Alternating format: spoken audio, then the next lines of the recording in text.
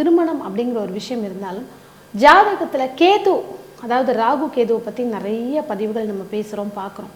ஆனால் கேது அப்படிங்கிற ஒரு கிரகம் ஒரு மனுஷனோட வாழ்க்கையில், அதுவும் நம்மளுடைய ஜாதக கட்டத்தில் என்ன மாதிரி ஒரு ரோல் வந்து ப்ளே பண்ணுது, அதுலேயும் 12 பாவத்தில் தனித்த கேதுவாக இருக்கும்போது அவர் வந்து லைஃப்பில் என்ன மாதிரி பலன்கள் கொடுக்குறார்? நல்ல கேள்வி. ஏன்னா சாயா கிரகங்களை பற்றி ஒரு ஜோதிடர் வந்து யார் வந்து அதை நல்லா புரிஞ்சு அதை வந்து பலன் அவங்களால சொல்ல முடியுதோ அவங்க மிக தேர்ந்த ஜோதிடர்களாக வருவார்கள் என்பதில் ஐயமே இல்லை.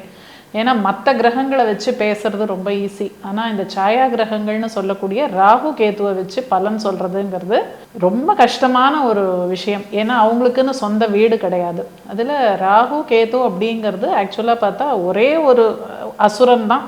அந்த அசுரனோட தலையை வெட்டினோடனே தலை வந்து ராகுவாகவும் அந்த வால் பகுதி வந்து கேதுவாகவும் ரெண்டாக பிரிஞ்சது தான் இந்த கதை, புராண கதையில்.